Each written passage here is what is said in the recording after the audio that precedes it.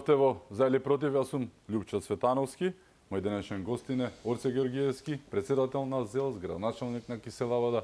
Добре ден. Добре вечер, благодарам на вашата покана и поздрав до сите ваши гледачи. Градоначалниче, денеска се одржа управниот одбор на ЗЕЛС, на кој што присуствува и градоначалници од поголемите градови, како што беше најавено. Темата на состанокот беа вонредните инспекции нели на објектите од јавен карактер, кои што се спроведува минатите денови. Повеќе на оваа тема, што се беше прегледано и дали е успешна акцијата? Па добро, морам да истакнам дека можеби во јавноста се остави впечаток и денеска бев баш прашан од некој од вашите колеги новинарите. Дали требаше да се случи трагедија за да излезат инспекциите на терен, што сериозно го отфрлам како момент, барем за во мојата општина говорам, верувам и во останатите општини е така. Де факто се правеле инспекции, де факто се правеле контроли во минатото, но никогаш не биле можеби јавно презентирани или доволно презентирани од страна на градоначалниците. Она што се прави во моментов на наша иницијатива, ние сме во постојана комуникација со председателот на владата господинот Мицкоски, се строги вонредни контроли. Она што ни беше приоритет од самиот почеток беше за и граѓаните да видат дека нивните деца, нивните најмили се безбедни, да направиме првично контроли во сите училишта и градинки на териториите на општините. Над 90% се извршени контроли. Онаму каде што не е довршено, веќе се прават контролите и верувам дека во наредни неколку дена би се заокружил формално целиот тој процес. Дополнително сите културни установи во рамки на општините, значи говорам за првично за столбот кој што е број 1 и кој што мораше да сите градоначалници практично со своите инспекции да настапат, дополнително спортските сали и спортските објекти, практично секаде каде што се собира народ на територија на една општина, но тоа се објекти првично од јавен карактер. Дополнително се проверуваат и стамбените згради и тоа го потенциравме денеска. Онаму каде што не се почнати со проверки, ќе следат строги проверки во наредниот период, согласно нашите овластувања кои што ги имаме ние. Морам да истакнам дека тука делуваме заеднички со централните служби, односно со централните институции и нивната инспекција. И еве апелирам јавно, иако тоа беше и од председателот на владата категорично соопштено во јавноста дека ќе мора да соработуваат со општинските служби, во наредниот период мораме да сме заеднички компактни во целиот процес, затоа што ова не е процес во кој што само треба да констатираме, туку е процес во кој што ќе треба да ги отстраниме недостатоците кои што се во нашето општество, признале или не признале, повеќе од 30 години наназад. Што подразбира тоа? Првично во инспекцијата, конкретно во стамбените згради, ќе добијат насока околу сите оние недостатоци кои што ги имаат, оние кои што се управители на зградите, кои што ќе треба во даден разумен временски рок да се ги отстранат. Нема веднаш со казни да се оди, значи први совети на видете, генерално, онаму каде што гледаме дека и по повеќе укажувања во минатото немало постапување и сега во овие вонредни инспекции што ги правиме и контроли, тогаш гледате дека нема начин на некого колку и да му дадате простор да се поправи. И тогаш секако дека ќе следуваат казни и санкционирања за истите.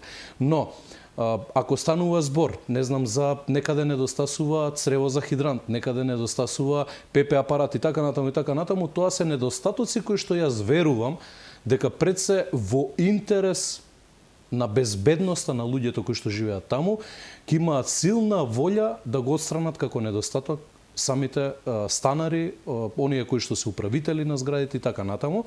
Дополнително во трета фаза и паралелно се движат овие процеси, морам да истакнам, е проверката на целата урбана опрема. Тука спаѓаат започнувајќи од кафулиња до најобичните тенди кои што на маркетите се поставени на територијата на одредена општина. Тука доста повеќе работа ќе имаат поголемите општини, кои што имаат многу повеќе такви правни субјекти, кои што ќе треба да ги исконтролираат во наредниот период. Тоа не е активност која што може да се заврши за 24 часа. Не е активност која што може да се заврши дури и за 3 до 5 дена. Ќе ни треба подолго време за истата. Треба да го земеме сериозно во предвид и фактот со колку ресурси пак и располагаме. човечки.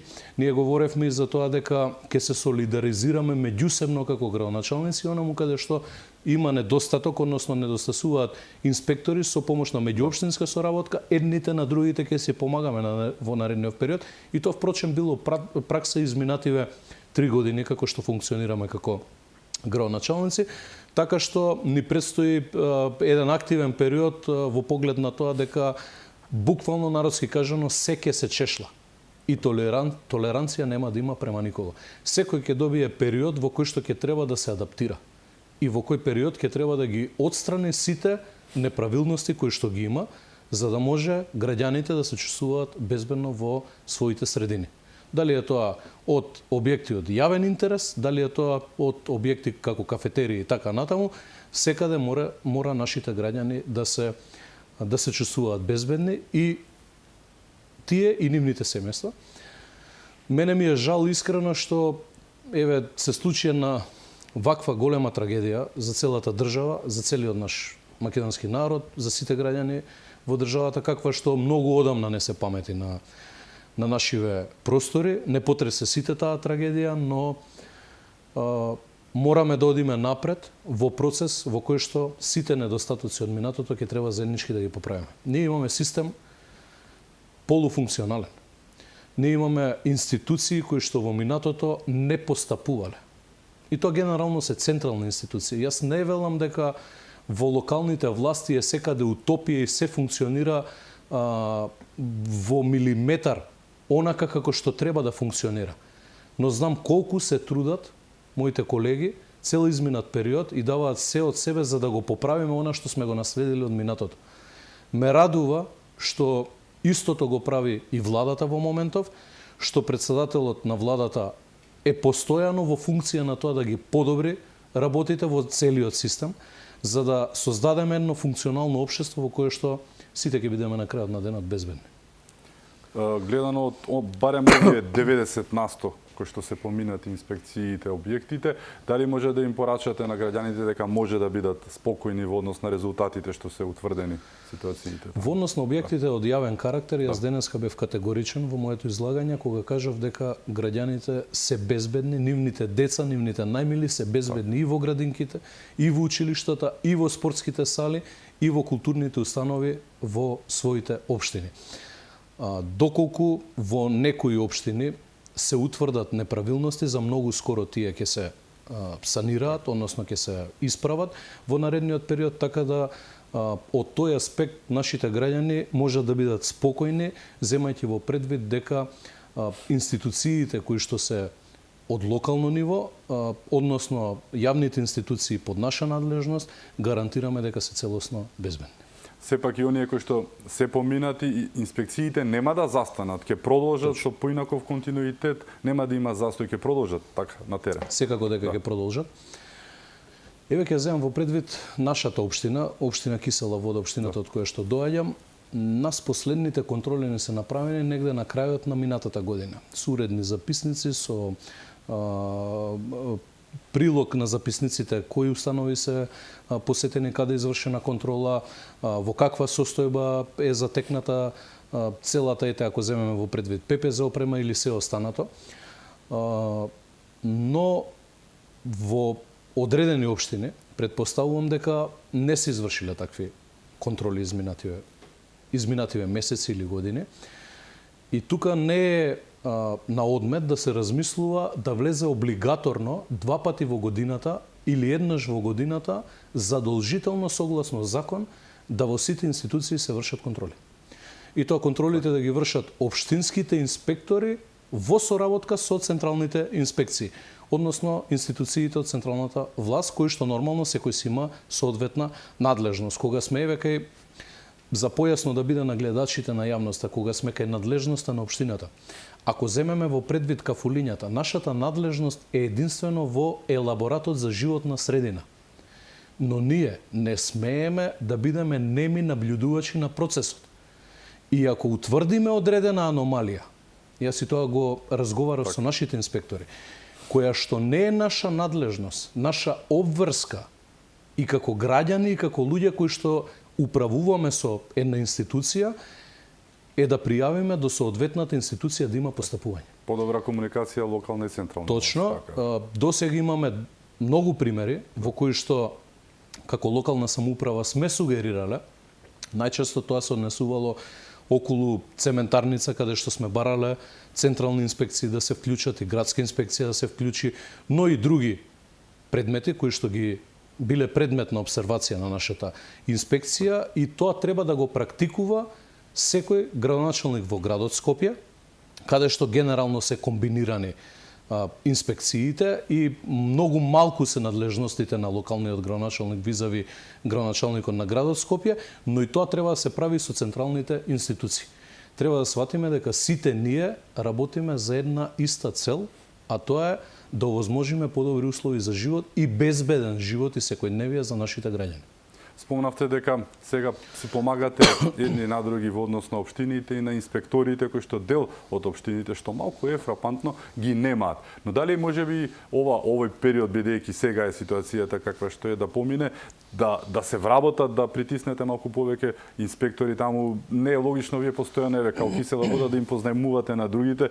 Редно е, мислам, и сите општини да си го имаат тоа како вработен, како човек што ќе се грижи за тоа, факт не да дека познајмуваат. Најмалку 40 инспектори недостасуваат на најмалку на републичко ниво, земајќи во предвид дека тоа 40 инспектори не значи дека 40 општини се без инспектори, но треба да земеме во предвид обемот на работа на поголемите општини и бројот на предмети и обемот на истите кои што ги имаат. Еве, например, општина Куманово не може да функционира со 1 или 20 инспектори, таму треба повеќе. Градот Скопје не може да функционира со 1 или 20 инспектори, треба повеќе. Битола, Прилеп и останатите Штип, градови поголеми во државата, но од друга страна имате пак и општини кои што се помали, помал обем на работа, но мораат да имаат по еден инспектор. Барем по еден инспектор треба да имаат, така да во таа насока разговаравме и лично со Министерката за финансија. Јас верувам дека во наредниот период сето она што било недостатоци, генерално во системот, вклучувајќи го и овој момент, ќе го отстраниме.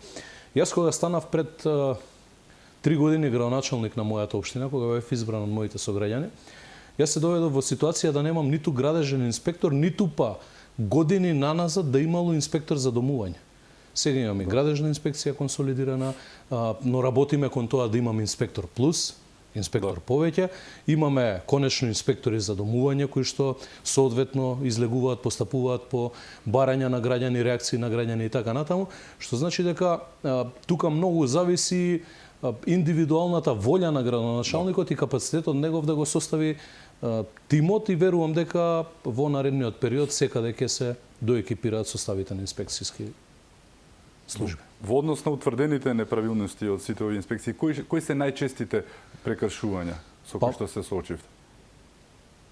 Ако ги тргнеме настрана училиштата и градинките, каде што констатиравме состојба во која што има целосно исполнување на условите, можеби, како што спомена, во одредени изолирани случаеви ќе треба да се отстранат одредени недостатоци во наредниот период. Не говорам за мојата општина, генерализирам тука. Кога ќе го видиме делот со стамбените објекти, односно колективното домување, морам да истакнам дека во над 80% од случаевите, особено од постарите згради, воопшто немаат хидранска мрежа. Остатокот немаат, не знам, црева за хидранти. И ирелевантен е моментот дали било украдено цревото, дали станарите колективно одлучиле да го продадат во минатото тоа црево и така натаму и така натаму. Факт е дека тоа мора да го поседува зградата. И тоа, да нема забуни во јавноста, не е одговорност на градоначалникот. Тоа е одговорност на куќниот совет или управителот на куќниот совет. И јас живеам во стамбена зграда во Расанник. Ако недостасува црево, самите ние се организираме. И изминативе неколку дена од многу од граѓаните стигаат дописи лично до мене, но и до службите наши, каде што повикуваат да општината постапи за да се обезбеди црево. Не, општината ќе констатира со инспекција, ќе даде налог и ќе треба да се обезбедат станарите она што е законска обврска нивна. Се останато ќе подразбира непочитување на законот и соодветна санкција, односно казна. И тука можеби на некој нема да му се допадне таквиот начин на пристапување, но ние мораме да воведеме ред. Нам пред се ни недостасува, освен тоа што имаме руиниран систем кој што го наследивме на локално и на централно ниво, кој што од петни жили се трудиме да го поправиме изминатиот период, нас ни недостасува и одговорност кај самите граѓани. Само дисциплина. И дисциплина. Тоа е она што недостасува и на тоа треба заеднички да работиме. Јас денеска прецизно споменав еден момент. Ова не е процес на поправка на системот и обнова на истиот, кој што зависи единствено од централна власт или зависи од локална власт единствено. Ова е процес во кој што треба сите да учествуваме, започнувајќи од граѓаните, завршувајќи до централната власт. Никој не смее да потврли во процесот на креирање на систем во кој што сите ќе бидеме, повторно ќе кажам, безбедни. И како председател на ЗЕЛС, но и како градоначалник на Киселавода, каква е комуникацијата, како би оцениле со централната власт, со премиерот, со владата? Иако сум од иста политичка партија, од ВМРО ДПМН, тоа е мојата политичка партија, морам да истакнам дека заклучокот на целиот управен одбор на ЗЕЛС е дека огромна е разликата во начинот на функционирање и соработка од минатата власт визави ова централна влада, односно власт предводена од председателот Мицкоски, председателот на владата.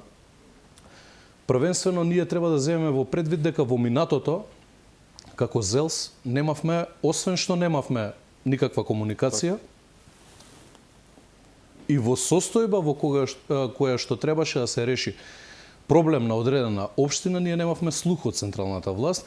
Еве ќе земам во предвид обичното потпишување на меморандум кој што после 30 на години го потпишавме ние со владата изминатиот период, само што практично се формираше новата влада. Меморандум кој што минатата влада не сакаше ни да го стави на точка на дневен ред, ниту пак да одржи состанок со нас за да разговараме, а тој меморандум кој што ги дефинира целите стратешки залагања и на владата и на локалната самоуправа и на ЗЕЛС и точките на кои што заеднички ќе треба да се бориме во наредниот период и прашањата кои што ќе треба да ги затвориме, а лебдат многу години позади нас. Комуникација поединечна може би имало со одредени централни институции, но генерално соработката била многу слаба. Она што го имаме изминатиот период, а можеме да го нотираме како соработка со владата, првенствено е паричните средства преку унгарскиот кредит кои што стигнуваат до секое населено место, практично со аплицирање на општината. При тоа, од страна на централната власт, целосна слобода да градоначалникот заедно со советот, заедно со граѓаните кои што го избрале градоначалникот, одлучат за која намена ќе се искористат тие средства кои што следуваат по број на жител. Тука нема простор за маневар, односно одредена општина да биде фаворизирана на сметка на другата, како што имало простор во минатото, па се случувало оној кој што градоначалник му е омилен на одреден министер, да добие 10 проекта, некој друг од разни причини, најчесто политички причини, да не добие ниту еден проект. Тоа практично, мислејќи одредени челници на одредени институции дека го казнуваат градоначалникот, не земале во предвид дека ги казнуваат граѓаните на крајот на денот за кои што практично се работи тој проект. Ако земеме во предвид сите проекти кои што ги работиме, јас не ги работам за себе, ги работам за моите сограѓани, затоа што сакам повеќе деценски проблеми да решам. И со истата мисла се сите мои колеги широм државата. Така што од било кој агол да ја погледнеме соработката сегашна со владата, визави соработката во минатото, ние не можеме практично да направиме споредба. Неспоредлива е соработката денес визави несоработката која што сме ја имале во минатото. И тоа многу ме радува што го потврдуваат и сите останати колеги во управниот одбор на ЗЕЛС, а во ЗЕЛС не членуваме само членови односно градоначалници од редовите на ВМРО ДПМН, таму членуваат градоначалници практично сите политички партии.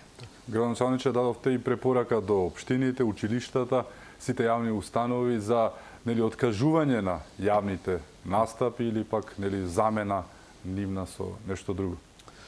Се слагам. Тоа генерално како идеја произлезе денес на ЗЕЛС, оправдана идеја, иницијатива. Невкусно е сега доаѓа после ова што се случи, јас не велам дека ние треба да запреме со се. Треба да се потрудиме, грешките пред се, тоа ни е обврска за оние луѓе кои што премлади загина во таа страшна несреќа која што се случи. Имаме обврска према нив пред се да го поправиме системот во државата. И сите проекти во перспектива треба да се во насока на тоа да секој потек кој што ќе го повлече градоначалникот, централната власт, бидат во насока да се промени состојбата и никогаш да не се повтори тоа што се случи пред 8 дена во државата.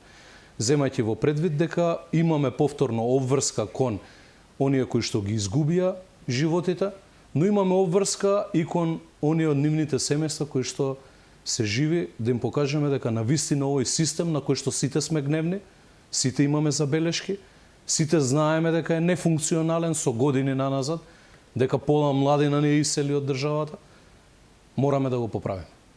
Баш ради тоа што им го должиме тоа и на оние кои што трагично ги изгубија своите животи, но и на нивните семејства кои што се живи и треба да видат дека некој ќе ја направи промената во оваа држава конечно после многу години. Согласно тоа, сметаме дека неадекватно е во наредниот период како општини, особено сега сме некаде средината на март месец. 1 април обично има настани во сите општини. Наместо тоа сметаме дека треба да се организираат активности од училиштата, од градинките, од општините на пошумување, на паркови кои што ќе бидат во чест на оние млади луѓе, на оние деца кои што ги изгубија своите животи во оваа несреќа и на некој начин така ќе им оддадеме почит. Градоначалниче, дали сметате дека ова што се случи, велат дека нели од секое зло добро не може добро да излезе од нешто вакво што се случи, но сепак како шанса, бидејќи ова е токму во чест на починатите и на повредените нивните семејства, да се покаже дека се може. Ова е момент кога одврзани се рацете и на локалната и на централната власт да се направи она што треба. Тоа го очекуваат сите граѓани на Република Македонија. Тагата е преголема, но и гневот кон она што доведе до ова е уште поголем, мислам. Дали сметате дека еве и локалната и централната сите заедно кој што се случува, ова е вистинскиот момент да се сруши оној систем кој што беше, не можеме да го реанимираме. Тоа е веќе нели знаеме кој го сруши и зошто го сруши, но момент да се дигне тој систем како што треба и да ја оправиме, да речем работата, да застанеме на вистинските нозе, вистинскиот момент, токму во името и во чест на оние кои што ги дадоа своите животи за тоа. Се слагам, Лјупчо, потполно во ова што го кажавте. Сега е вистинскиот момент за промени. Сега или никогаш?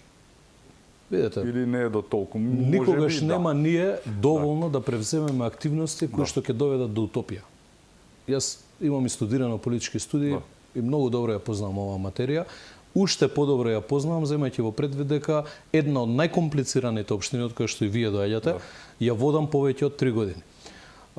Дека преку ноќ ние можеме се да смениме, не можеме. Дека треба време за одредени процеси, треба време. Ама дека треба, конечно, на некои работи да се стави крај, мора да се стави крај. И тука треба одлучно да влеземе сите во овој процес. Јас затоа кажав, од обичниот граѓанин сите, до највисоката инстанца. Сите говорат за корупција во оваа држава. Зошто ретко се охрабруваат граѓаните да пријават случај на корупција? Тоа е процес кој што треба и зависи во најголем дел од граѓаните кои што се странки. Јас како градоначалник постојано охрабрувам, ако има јавно го говорам тоа, да се пријави сето тоа. Имаме служби во државата кои што верувам дека ќе бидат соодветно ќе пристапат кон тој проблем и барајќи решение за подобро утре за граѓаните, ќе постапат во најбрзо што може во рамките на некој процес. Така што дека се ќе се среди преку ноќ, не верувам во тоа. Јас секогаш сум искрен во тоа што го говорам и многумина од оние кои што ми се блиски соработници ми го земаат во предвид како мана. Тоа јас сметам дека пред се треба во оваа работа да си човек и затоа секогаш треба да говориш од срце и искрено. Но дека ќе се промени овој систем, дека има силна волја кај локалната самоуправа, кај сите градоначалници мои колеги, дека сите се згрозени од многу работи, вклучувајќи го и овој немил настан, што им се случи пред 8 дена. Дека има многу силна волја кај председателот на владата, кај министерот за внатрешни и кај цел тим во владата, има силна волја. Во сето тоа треба да помогнат граѓаните и конечно да донесеме систем на вистински вредности во нашата држава. Сега е можеби подобар моментот од било кога во минатото за таа работа. И тука треба да се води една битка без компромис со никого. Една битка во која што нема да има повластени, една битка во која што сите ќе бидат еднакви пред законот. Дали е тоа политичар, дали е тоа обичен граѓанин. Прагот на толеранција, на сметка на тоа дали некој за некого ќе гласа во перспектива, треба во овие процеси да го сведеме на нула. Сега ни требаат процеси во кои што нема да има толеранција за никого. Од досега кажаното, позитивно ја оценувате досегашната реакција и работа на владата во однос на случај? Видете, и тоа повторно ќе го темелам на компаративна анализа. Ако земеме во предвид, Венко е председател на Социјалдемократскиот сојуз, пред неколку години, за жал, живи се запалија луѓе кога беше министер за здравство во Тетово, во модуларната болница. Луѓе погинаа во автобуска несреќа за која што за едното беше виновен, мислам дека педалјата на шоферот, Так. За другото кабел беше виновен. Сега има повеќе од 30 лица уапсени. Ако не се лажам за бројката, мислам дека се повеќе од 30 лица уапсени. Тоа говори за различни стандарди. Уапсени се лица и од редовите на ВМРО ДПМНЕ, и од Социјалдемократскиот сојуз, и од ДУИ, и тука не треба да има политичка партија во еден процес. Тука треба сите да се исти пред законот. Јас почитувам презумпција на невиност. И верувам дека секој на крајот ќе си одговара согласно она што го сторил, не го сторил и така натаму. И оставам простор на истрагата да го покаже тоа. Но дека има постапување, без при тоа да се зема во предвид дали некој припадник на одредена политичка партија, има постапување. Дека има храбро постапување. Повторно ќе кажам, од страна на председателот на владата, од страна на министерот за внатрешни, особено од министерот за внатрешни, како што не се памети изминативе 30 на години вакво постапување, има. И јас верувам дека тоа е почетокот на промените. Верувам силно и сум убеден, а и во комуникација со граѓаните, и граѓаните мислат дека сега е процес на промени. За жал посведочивме и приземни обиди за политизација на целата трагедија и болката во која што е Македонија завиена, да се искористи оваа ситуација. Го видовме тоа и за жал можеби и за среќа, од друга страна да видиме со кого си имаме работа и на видеа и се. Како го оценувате овој момент кој што многумина и го очекуваа, да не се лажеме, бидејќи од секогаш имало такви политички стрвинари кои што нели ускокнуваат во дадената ситуација, обидувајќи се да добијат реално гледано ситни политички поени на една ваква мака и трагедија, но сепак се случува тоа. Јас апсолутно разбирам и прифаќам да има протести. Ние сме демократско општество, не може сите секогаш да имаме исто мислење. Треба народот, и кога постои гнев, и кога постои нервоза, јас лично ви кажав дека чувствувам гнев. И оправдано е да излезе народот да протестира. Да протестира за овој систем. Она што е другата страна на паричката, вие што го споменавте, е она што со неверување искрено, јас прво, кога видов една снимка, не можев да сватам дека станува збор за реална снимка и не можев да сватам дека постои некој човек во нашава држава кој што ќе проба на жртви, на луѓе кои што починале во една од најстрашните несреќи во државата, што се случила во понова историја на Македонија, ќе сака да профитира политички од сето тоа. И кога на сето тоа ќе ги додадете сите овие работи кои што излегува изминативе денови во јавноста, едноставно сметам дека народот ќе го даде судот на избори и дека конечно со таквите политички лешинари еднаш за секогаш ќе расчистиме. Затоа што да креирате политика и да собирате политички поени на крв, на жртви, тоа е нешто што не сме никој на никого да му го прости. Јас сум во мојата политичка партија од мои 14 години активист И никогаш, апсолутно никогаш, и покрај тоа што ете споменав, модуларна болница, Дурмотурс, несреќи и така натаму, никогаш не сум поддржувал профитирање на сметка на човечки жртви. Да, истрага треба да има. Ако е селективна истрагата, притвори и се останато, треба да има постапување тука и треба јавно да се каже во јавноста дека се прави сепаратизам во истрагата, дека не се дозволува процесот да биде објективен и така натаму и така натаму. Но вие да правите класична злоупотреба на сметка на млади луѓе кои што ги изгубиле животите во моменти кога нема поминато ниту 40 дена од несреќата. Тоа е нешто што не треба македонскиот народ и граѓаните на оваа земја на никого да му го прости. Кој да е тоа? Дали е тоа левица, дали е било која политичка партија? Апсолутно сметам дека граѓаните на овие наредни избори со таквите политички лешинари ќе завршат. Ти се веруваше како човек дека некој може при ваква ситуација да се договара за протест и да се смее при тоа и да кажува шеги, мислам, крајно дегутантно. Искрен да бидам, Љупчо, јас и затоа и денес го закажавме седницата на ЗЕЛС, како и секој еден граѓанин во нашата држава, без разлика на тоа што сум градоначалник, јас сум човек со семејство, со чувства и длабоко ме потресе оваа трагедија, како и сите останати, предпоставувам.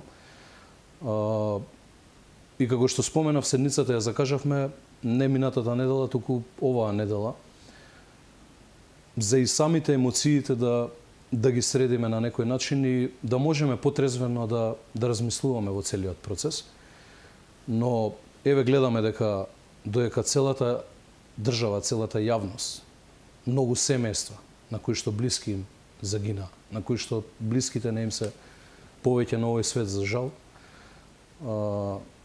биле во шок. Некој цел тој изминат период ладнокрвно го искористил да прави политички групации кои што ќе предизвикаат немири, протести и така натаму. Јас апелирам до министерот за внатрешни работи да има постапување во овој дел, затоа што постојат и членови на законот во кои што се предвидуваат казни и за ваков тип на постапки. Во услови на ден на жалост, во услови на најголема трагедија, некој да прави сценарија поддржани од странски помагатели, без разлика од која држава и да се, тоа е нешто за кое што Министерството за внатрешни работи треба, според мене, да има постапување.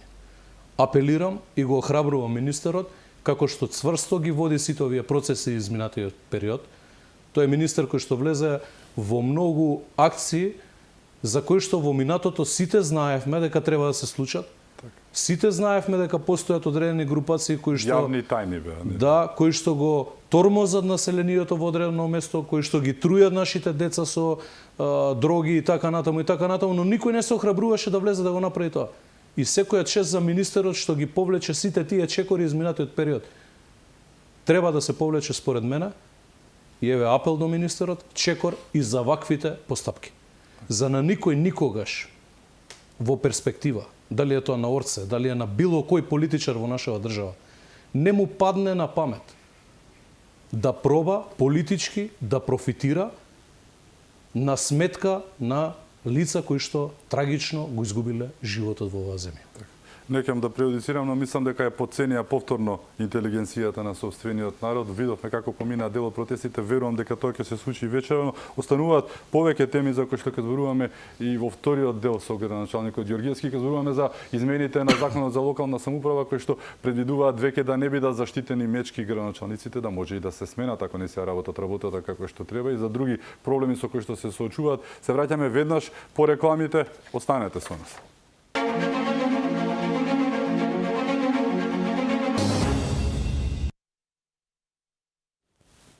Се враќаме во за или против. Мој гости на градоначалникот Некисе Лабода и председател на ЗЕЛС Орце Ѓоргиевски. Орце е еден дел кој што не го опфативме во однос на она политизација на целиот случај. Дали можеби не разбираат овие што го прават тоа, дека со тоа ја успоруваат, ја забавуваат работата во расветлувањето и на случаите кои што се во тек, особено за Кочанската трагедија. Зборуваме тука треба полиција, треба сите тие работи кои што се, нели, за да се следи еден настан, тоа не е шега во државата која се организира, или можеби пак од друга страна и знаат дека е тоа така, па намерно ги спроведуваат овие действија. Можни се и двете сценарија. Она што повторно ќе го потенцирам јас е дека апсолутно поддржувам да граѓаните си го изразат и го искажат својот револт. И за искажување состојбата во која што сме живееле години наназад и нефункционалноста на овој систем. Но профитирање политички од целиот процес е нешто кое што мене сериозно ме револтира, а верувам и многумина, и видовме дека по реакциите они го задушија протестот со тоа што пробаа да го контаминираат истиот, односно да го искористат за политички поени, а не исклучувам и можноста да сакаат на некого да помогнат. Тоа не го исклучувам како можност, тука МВР ќе треба да си најдобро да си истражи. Така, но сепак како политиколог, политикологијата не ги оправдува овие работи, овие макијавелистички, слободно кажано, настапи. Се слагам апсолутно. Така. Да продолжиме со она што се случува во државата, во теке и промените кои што се планираат за законот за локална самоуправа. Една од главните работи зашто овој закон се менува и ќе се менува е моментот на заштитеноста, буквално бели мечки се градоначалниците без навреда, но има дел од твоите колеги кои што не заслужија да бидат таму каде што се, не постоеше механизам да се сменат од функцијата. Еве ќе имаме конечно можност преку референдум, како и да се исправи таа грешка и оно што нема да ја работи својата работа како што треба, да биде реално и казнет, да не може да опстојат како што опстојуваат, нели, на своите функции. Се слагам, тоа беше иницијатива, ако се сеќавате, уште пред некаде околу година и половина, можеби има и повеќе, која што потекна од мој еден јавен настап. Иницијалната каписла беше нефункционалноста на градот Скопје во сето тоа. Знаете како сите граѓани чувствуваат конкретно во градот Скопје дека немаме градоначалник. Практично нефункционални јавни предпријатија имаме, нефункционален градски превоз имаме, граѓаните постојано се изложени на изживување практично од локалната власт на градот Скопје, градоначалничката, кој што не можеме изминати в период. Имаме градоначалник, во јавност со сите нив. Дали тоа се однесува на по неколку недели несобирање на отпадот од пред домовите, непразнењето на контејнерите. Дали тоа се однесува недостатокот на автобусите? И проблемите кои што ги имаат граѓаните во Скопје со градскиот превоз. Дали тоа се однесува на нефункционалноста на водовод и канализација, каде што по неколку недели траат пријавите, имаме штети ние како локална самоуправа на многу места каде што нормално е при дефект да имаме оштетување на улиците. Неколку недели вие да не постапите во санирање на тој дефект, логички е да имате обем за санација во перспектива многу поголем од она што било на самиот почеток. Паркови зелени, лонивната нефункционалност и она што дополнително ние го работиме како општина, и да не одам прашање по прашање. Значи практично тоа беше иницијалната каписла, но јас често пати објективно говорам на оваа тема во јавноста, а тоа е дека ако ние сме имале ваков механизам од 90-тите години до денес, немаше да говорам јас во кисела вода во 21-виот век за реализација на проект фекална канализација во Стаклара или фекална канализација во Пинтија или пак водоводна мрежа во Драчево, во Црниче и каде и да е низ општината. Немаше да говорам јас за нефункционална 30 години сала расадник во општина Кисела вода. Недостаток за простор за упис на деца во градинките. И така натаму, што значи дека она што постоечките законски регулативи го дозволиле до пред изминатиот период, односно до моментот дека не го иницииравме сето ова, е целосен комодитет на луѓето кои што биле избрани од граѓаните да ги представуваат на локално ниво. Односно да бидат први меѓу еднаквите, решавајќи ги нивните секојдневни проблеми. Постоеше систем во кој што независно со колку гласови ќе победи градоначалникот, тој 4 години може да го помине својот мандат. И такви примери имаме многу и од минатото и од денес, ако ја земеме во предвид состојбата со градот Скопје, каде што ирелевантно е дали градоначалникот ќе исполни макар еден проект од ветувањата, па и да има 100 проекти ветено во програмата, немаше механизам како граѓаните ќе можат да го променат. Цело Скопје, јас одговорно тврдам, утре да се повика на референдум за отповикување на Арсовска, ќе излезе без разлика на политичка припадност и ќе го направи тоа. Затоа што никој не сака да живее во град во каков што живееме изминативе неколку години. Далеку од тоа дека состојбата била многу подобра во времето на претходникот на Арсовска, но неспоредливо е состојбата во која што градоначалник беше, на пример, Коце Треновски. Според мене еден од најдобрите градоначалници во градот Скопје.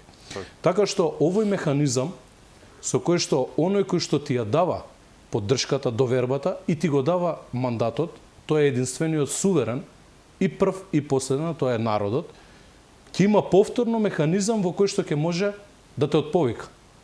Односно, еден градоначалник, денот кога ќе влезе во општината, знае дека има одговорност пред граѓаните.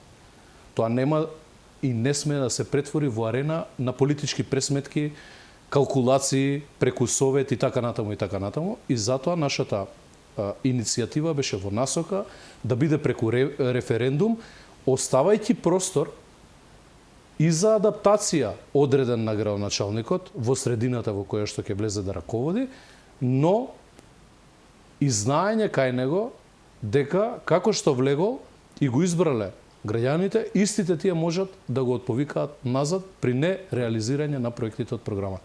Да не говорам за хаос целосен како што има во моментов во градот Скопје. Градот Скопје како тема, работите може да бидат многу поинаки. Зборуваме и за комуналната хигиена, зборуваме и за јавниот превоз, но зборуваме и за она најболната точка се вика загадувањето. Може да бидат поинакви од она што се и тоа треба само работа, труд, но еве како може да се оствари? Видете, тоа од повеќе сегменти зависи, како и загадувањето, како и решавањето на процесот со загадување. Има повеќе фактори кои што влијаат на истото. Ако започнеме од загадувањето од домаќинствата, моторните возила, загадувачите, фабриките кои што се во градот Скопје и така натаму, система сообраќајниот метеж и она што недостасува околу нови кружни текови во градот, нови сообраќајници, побрз проток на возилата низ особено централното градско подрачје, се неколку сегменти кои што треба да се решаваат во 3 фази според мене. Од една страна треба да се пристапи кон целосно решавање на загадувачите домаќинства. Тука председателот на владата спомена еден процес за кој што не можам да откривам детали во јавноста, но интензивно работиме изминатиот период. Тоа според мене се решава со гасификација, односно изградба на 2 гасни централи кои што преку топловодите ќе практично ќе можат да ги загреваат домаќинствата. И тоа една таква треба да има на територијата помеѓу аеродром и кисела вода, а друга треба да биде помеѓу Сарај и Ѓорче. На тој начин ќе ги решиме целосно домаќинствата. Ние знаеме дека еве ќе го земеме во предвид Лимак проектот. Она што треба да го сработи градот Скопје, тоа се кружните текови кои што треба да ги врзете со подземната сообраќајница. Е проект со комплетна документација во градот Скопје, за кој што во неколку наврати распишува тендерска постапка, па ја поништува градоначалничката.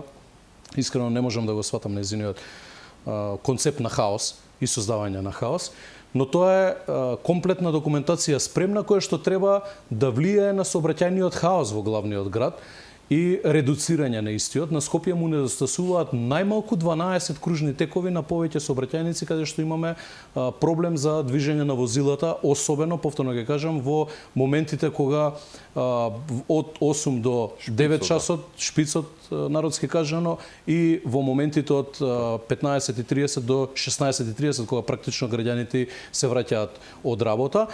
Она што дополнително во ова треба да се додаде е шински превоз низ главниот град. Тоа министерот за транспорт и врски започна да го најавува во јавноста и е проект кој што треба градот Скопје да го сработи трипартитно практично. Градот Скопје, општините каде што ќе проаѓа и централната власт или Министерството за транспорт и врски недостасуваат автобуси за да може граѓаните нормално да стигнат од точка А до точка Б. Шинскиот не споменав превоз треба да биде брз и ефикасен, да поминува низ главните делови на општините, а автобусите да бидат оние кои што ќе ги носат патниците до одредени собирни точки. На тој начин ние ќе имаме брз транспорт низ главниот град и ефтин транспорт, многу поевтин од тоа што го имаат граѓаните сега, односно со своите возила. И треба силна инспекцијска контрола на сите индустријски капацитети без толеранција на никого во главниот град. Тука треба инспекциите на градот Скопје да си работат својата работа и задача заедно со централните институции. И тука не треба да има компромис, толеранција и се останато.